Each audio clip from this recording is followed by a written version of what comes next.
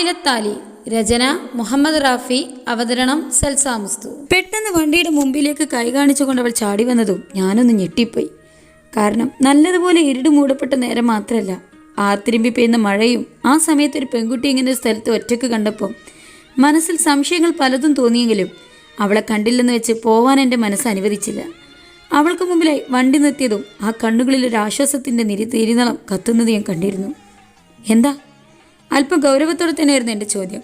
കാരണം ആ സമയം ഒറ്റക്കൊരു പെൺകുട്ടി പുറത്തിറങ്ങിയതിലുള്ള ദേഷ്യമായിരുന്നു. എൻ്റെ ഉള്ളിൽ സമൂഹത്തിൽ ഓരോന്ന് നടക്കുന്നത് ഇവരൊന്നും കാണുന്നത് പോലെ നടിക്കുന്നത് കൊണ്ടാണ് പലരുടെയും കാമത്തിന് ഇരയാവേണ്ടി വരുന്നത്. എൻ്റെ മുഖത്തെ ഗൗരവം കണ്ടിട്ടാവും നേരത്തെ അവളിൽ കണ്ട തിളക്കം മാഞ്ഞു പോയിട്ടുണ്ട്. അതിനു പകരം മുഖത്തിപ്പം നിറഞ്ഞു നിൽക്കുന്നത് എൻ്റെ ചോദ്യത്തിലുള്ള പേടിയായിരുന്നു. അപ്പോഴാണ് ഞാൻ അവളെ നല്ലതുപോലെ ഒന്ന് നോക്കിയത്. മഴ നല്ലതുപോലെ നനഞ്ഞതുകൊണ്ട് പെണ്ണ് കിടന്ന് വിറക്കുന്നുണ്ട്. അതുകൂടാതെ അവളുടെ മുടിയിൽ നിന്നും വെള്ളം ഒലിച്ചിറങ്ങി വിറകൊള്ളുന്നു. അതരങ്ങൾ മുത്തമിട്ടുകൊണ്ട് അത് താഴെ കൊലിച്ചിറങ്ങുന്നത് കണ്ടതും പെട്ടെന്ന് എൻ്റെ ഞാൻ നോട്ടം മാറ്റി. ഈശ്വര, ഇതെന്താ ഞാൻ ഇവിടെ ഇങ്ങനെ നോക്കിയത്? എൻ്റെ യദു, നീ ഇങ്ങനെയായി പോവരുത്. അവളെ കരുത്ത് നീ ഒരു കോഴിയാണെന്ന്. ഇതുവരെ ഒരു പെണ്ണിലും പതിയാത്ത എൻ്റെ കണ്ണുകൾ വീണ്ടും വീണ്ടും അവളിലേക്ക് അടുപ്പിക്കും പോലെ തോന്നി. അതുകൊണ്ടാവാം എൻ്റെ മനസ്സങ്ങനെ മൊഴിഞ്ഞത്. പേടിയോടെ എന്നെ നോട്ടം പറഞ്ഞ് നിൽക്കുന്നവളിൽ ഞാൻ തൊടുകയായിരുന്നു എന്നിലെ സങ്കല്പങ്ങൾ. പക്ഷെ അത് അവളിൽ എനിക്ക് കാണാൻ കഴിഞ്ഞില്ലെങ്കിലും അവൾ എൻ്റേതാണെന്ന് മനസ്സ് മന്ത്രിക്കും പോലെ തോന്നി. എനിക്കൊരു ലിഫ്റ്റ് തരാവോ? പേടിയോടെ അവൾ ഇടറിയുള്ള ശബ്ദം കേട്ടപ്പോഴാണ് അവളിൽ നിന്നുള്ള നോട്ടത്തെ ഞാൻ പിൻവലിച്ചത്. ഇയാൾ ഈ സമയത്ത് എന്താ ഇവിടെ, അതും തനിച്ച്? അത് പിന്നെ എൻ്റെ ഫ്രണ്ടിൻ്റെ ബർത്ത്ഡേ പാർട്ടി ആയിരുന്നു ഇന്ന്. എല്ലാം കഴിഞ്ഞപ്പം പ്രതീക്ഷിച്ചതിനേക്കാൾ ഒത്തിരി വൈകിപ്പോയി. താൻ ഒറ്റക്കാണോ പാർട്ടി പങ്കെടുക്കാൻ വന്നത്? കൂടെ മറ്റാരുമില്ലേ? ഉണ്ടായിരുന്നു. അവരൊക്കെ അവരുടെ വീട്ടിലേക്ക് പോയി. മഴ വന്നപ്പോൾ ഞാനിവിടെ കയറി നിന്നതാണ്. തൻ്റെ വീട്ടിൽ വിളിച്ച് പറഞ്ഞാൽ ആരും വരില്ലേ? ഈ പാതിരാത്രിക്ക് ഒറ്റയ്ക്ക് ഇവിടെ നിൽക്കുന്നത് സേഫ് അല്ലെന്ന് അറിഞ്ഞൂടെ? അയ്യോ, ഞാൻ വീട്ടിലേക്കല്ല, ഹോസ്റ്റലിലേക്കാണ്. എന്നെ ഒന്ന് അവിടെ വരെ ആക്കി തരൂ. ഇനിയിപ്പോൾ വണ്ടിയൊന്നും കിട്ടില്ല. അതുമാത്രമല്ല, ഒറ്റയ്ക്ക് പോവാനൊരു പേടി. എന്നാൽ പിന്നെ ഫോണില്ലേ കയ്യിൽ, വീട്ടിൽ വിളിച്ച് പറഞ്ഞൂടെ? ആരെങ്കിലും വരില്ലായിരുന്നോ? അത് പിന്നെ ഈ സമയം വരെ ഹോസ്റ്റലിൽ എത്തില്ലെന്ന് അറിഞ്ഞാൽ എന്നെ വഴക്ക് പറയൂ. രാത്രി 11 മണി വരെ ഫ്രണ്ട്സിൻ്റെ കൂടെ നിൽക്കുമ്പോൾ ഓർത്തില്ലേ വണ്ടി കിട്ടില്ലെന്നും കിട്ടിയാൽ തന്നെ ഒറ്റയ്ക്ക് പോവേണ്ടി വരുന്നു. വീട്ടിലറിഞ്ഞ വഴക്ക് കേൾക്കുന്നു. അതിൻ്റെ ഒരു കൂട്ടുകാരുണ്ടായിരുന്നു കൂടെ. അവൾ സ്കൂട്ടിയിലായിരുന്നു വന്നത്. ഇടയ്ക്ക് വണ്ടി കേടായി. എന്നിട്ട് അവളെവിടെ? കേടായി വണ്ടി ഉന്തിക്കൊണ്ട് പോയോ? അവൾ അപ്പം തന്നെ അവളുടെ പപ്പയെ വിളിച്ച് പറഞ്ഞപ്പോൾ ബൈക്ക് കൊണ്ടുവന്ന്. അങ്ങനെ ഞാനിവിടെ പെട്ടുപോയത്. പ്ലീസ്, പറ്റില്ലെന്ന് പറയല്ലേ. ഒന്നെന്നെ ഹോസ്റ്റലിൽ വിടൂ. എന്താ എനിക്ക് മുമ്പിൽ ഒരു കൊഞ്ചലോടെ പറയുന്ന അവളുടെ ആവശ്യം തള്ളിക്കളയാൻ എനിക്ക് തോന്നിയില്ല. അതുമാത്രമല്ല, കുറച്ചപ്പുറത്തായി ഞങ്ങളെ തന്നെ നോക്കിക്കൊണ്ട് കുറച്ച് പയ്യന്മാർ നിൽക്കുന്നത് ഞാൻ കണ്ടിരുന്നു. അകലെ നിന്ന് തന്നെ ഞാൻ കണ്ടിരുന്നു അവന്മാരുടെ കഴുകൻ കണ്ണുകൾ അവളുടെ ശരീരത്തിൽ ചുടന്നിരിക്കുന്നത്. ഇതിപ്പോൾ പെണ്ണിനെ ഇവിടെ ഇട്ടിച്ച് പോയാൽ നാളെ ചിലപ്പോൾ പിച്ചി ചീന്തി ഇവളുടെ ശരീരമായിരിക്കും കാണേണ്ടി വരുന്നത്. അതെ, ഇങ്ങനെ ആലോചിച്ച് നിൽക്കാതെ ഒന്ന് യെസ് പറയോ? ഇനിയും വൈകാൻ ഹോസ്റ്റലിൽ മതിൽ ചാടേണ്ടി വരും. അത് പറ്റിയെന്ന് വരില്ല. അതുവരെ പൂജക്കുഞ്ഞിനെ പോലെ നിന്നിരുന്ന അവളുടെ ആ സംസാരം കേട്ടപ്പോൾ എൻ്റെ മുഖത്തുള്ള ഗൗരവം ഞാൻ പോലും അറിയാതെ മാഞ്ഞുപോയി. എൻ്റെ ചുണ്ടിലൊരു പുഞ്ചിരി വിരിഞ്ഞിരുന്നു. നമ്മളെ ഹോസ്റ്റലിൽ വിട്ട് വണ്ടി സ്റ്റാർട്ട് ചെയ്യാൻ നേരമില്ലാതെ ഫോൺ റിങ് ചെയ്തു. എടുത്തു നോക്കുമ്പോൾ അമ്മയായിരുന്നു. ഇപ്പം തന്നെ കുറേ തവണയായി വിളിക്കുന്നു. ഈ പെണ്ണ് കാരണമാണ് ഇത്രയും വൈകിയത്. എന്താ അമ്മേ, നീ എവിടെ ചെയ്തു? ജിത്തുട്ടും വിളിച്ചിരുന്നല്ലോ. നീ അവിടുന്ന് യാത്ര തിരിച്ചിട്ട് ഒത്തിരി സമയമായെന്ന് പറഞ്ഞല്ലോ. ഞാനിതാ ഒരു 15 മിനിറ്റ് കൊണ്ട് അവിടെ എത്തും. അമ്മ ഫോൺ വെച്ചോ. മഴ പെയ്തപ്പോൾ ഞാനൊന്ന് കയറി നിന്നതാ. വീട്ടിലേക്ക് ചെന്ന് കയറുമ്പോൾ തന്നെ കണ്ടു കയ്യിലൊരു തോർത്തുമുണ്ടും പിടിച്ചുകൊണ്ട് എൻ്റെ വരവും കാത്തിരിക്കുന്ന അമ്മയെ.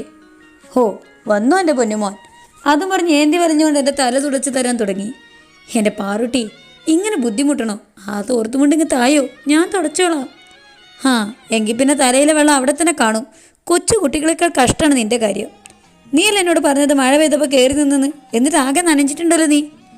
എൻ്റെ പാറുട്ടി കാണാൻ ധൃതി പിടിച്ച് വരുന്നതുകൊണ്ട് കുറച്ച് മഴയൊക്കെ അങ്ങ് നനയാന്ന് വെച്ചു. പിന്നെ മഴയോട് എനിക്കുള്ള പ്രണയം എൻ്റെ മക്ക അറിയാവുന്നതല്ലേ? ഉവ്, ആ പ്രണയത്തിൻ്റെ റിസൾട്ട് നാളെ അറിയാം. പോയി ഫ്രഷായ ഡ്രസ്സൊക്കെ ഒന്ന് മാറാൻ നോക്ക്. റിസൾട്ട് എന്തായാലും എൻ്റെ പാറുട്ടില്ല എന്നെ നോക്കാൻ. നീ അതും പറഞ്ഞ് അവിടെ ഇരുന്നോ.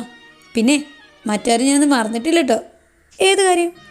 എൻ്റെ പാറുട്ടിക്ക് കൂട്ടിനൊരാൾ വേണമെന്ന് പറഞ്ഞില്ലേ, അതിലേക്ക് എത്തിത്തുടങ്ങിയോ എന്നൊരു സംശയം. ഡാ, നീ കാര്യം പറഞ്ഞതാണോ? അയ്യടാ, അത് പറഞ്ഞപ്പോൾ കേൾക്കാൻ എന്താ ആവേശം? പോയി കിടന്ന് ഉറങ്ങാൻ നോക്ക്. പാർവതി ടീച്ചറേ, നീ പോടക്കടുവേ. വെറുതെ വരുമെന്ന് പറഞ്ഞ് മനുഷ്യനെ കൊതിപ്പിച്ചോളൂ. അതും പറഞ്ഞുകൊണ്ട് കുഞ്ഞു കുട്ടികളെ പോലെ പരിഭവം കാണിച്ച് അമ്മ അകത്തേക്ക് പോകുന്നത് കാണാൻ നല്ല രസമായിരുന്നു. ഒരുപാട് യാത്ര ചെയ്ത് ക്ഷീണത്തോടെ കിടന്നതെങ്കിലും ഉറക്കം എന്നെ തേടി വരുന്നില്ല. കാരണം മനസ്സ് നിറയെ അവളെ മുഖമായിരുന്നു. പേരും നാളും ഒന്നും അറിയില്ലെങ്കിലും ഹൃദയത്തിനുള്ളിൽ ഇച്ചിരി സമയം കൊണ്ട് തന്നെ പെണ്ണ് കയറിക്കൂടിയതുപോലെ തോന്നൽ. മഴയിൽ തണുത്ത് വിറച്ച് നിൽക്കുന്ന അവളെ ഓർത്തതും ചുണ്ടിലൊരു കുസൃതി ചിരി നിറഞ്ഞിരുന്നു. 2 ദിവസങ്ങൾക്ക് ശേഷം, മോനെ യദു, നീ എഴുന്നേൽക്കുന്നുണ്ടോ അതോ ഞാൻ അവിടേക്ക് വരണോ? എൻ്റെ അമ്മയെ, ഞാൻ കുറച്ചുകൂടെ കിടന്നോട്ടെ. പറ്റില്ല, വേഗം എഴുന്നേറ്റൊന്ന് കുളിക്കാൻ നോക്ക്, എന്നിട്ട് വേണം അമ്പലത്തിൽ പോവാൻ. ഈ തണുപ്പിലോ? അമ്മ ഒന്നും മിണ്ടാതിരുന്നേ, പ്രാർത്ഥന വീട്ടിൽ നിന്ന് മതി. എന്നെ ദേഷ്യമാക്കാതെ നീ എഴുന്നേറ്റ് വരുന്നുണ്ടോ യദു? ഓ, ഈ അമ്മയുടെ ഒരു കാര്യം.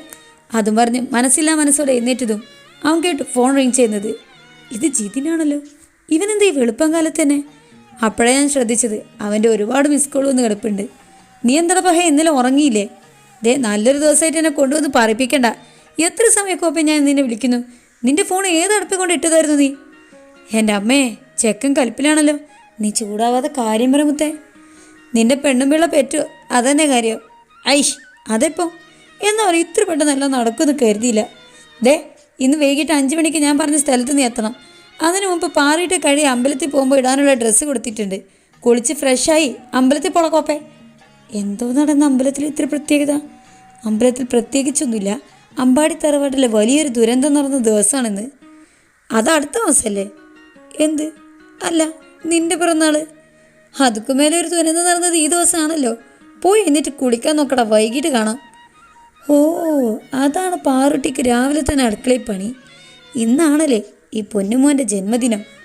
ഓ, ഇനിയിപ്പോൾ ഈ തണുപ്പത്ത് കുളിച്ച് അമ്പലത്തിൽ പോകണ്ട ഭഗവാനേ. യദു, നീ കുളിക്കാൻ പോയില്ലേ? അതാ പോണമ്മേ. ഫ്രഷായി ബാത്റൂമിൽ നിന്ന് ഇറങ്ങിയപ്പോൾ തന്നെ കണ്ടു ഇടാനുള്ള ഡ്രസ്സ് നല്ല ഭംഗിയായി അയൺ ചെയ്ത് വെച്ചത്.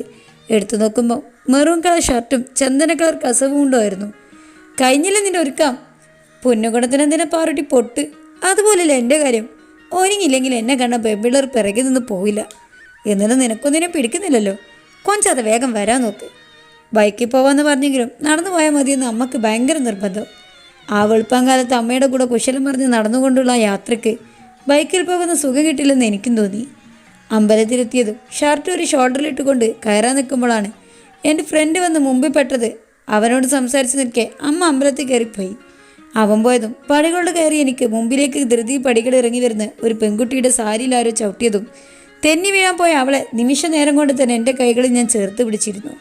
പിറകിൽ നിന്നും ചവിട്ടിയത് കൊണ്ട് അവളുടെ ആലില വയറിനെ പൊതിഞ്ഞുകൊണ്ടുള്ള സാരി സ്ഥാനമറിയാതും അവൾ ഉടുപ്പിൽ ചുറ്റി പിടിച്ച എൻ്റെ കൈകൾ ആ നഗ്നമായ വയറിൽ പതിഞ്ഞു.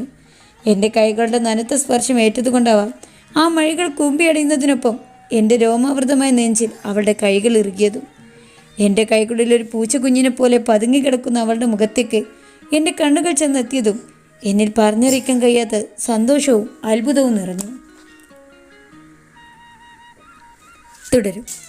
അത് അവൾ തന്നെയാണെന്ന് നമുക്ക് ഊഹിക്കാം. എങ്ങനെയാണ് അവർ തമ്മിൽ വഴിപിരിഞ്ഞത്, എങ്ങനെ അവർ ഒന്നിക്കുന്നു എന്നൊക്കെ അറിയാനായി ചാനൽ സബ്സ്ക്രൈബ് ചെയ്ത് തൊട്ടപ്പുറത്തുള്ള ബെലൈക്കണും കൂടെ പ്രസ് ചെയ്ത് നിങ്ങളുടെ അഭിപ്രായങ്ങൾ കമൻറ്റ് ചെയ്യാൻ മറക്കാതിരിക്കുക. അപ്പോൾ ഇൻഷാ അല്ലാ അടുത്ത പാർട്ടുമായിട്ട് നമുക്ക് നാളെ കാണാം. Then Smith signing out. Thank you for watching. Bye bye.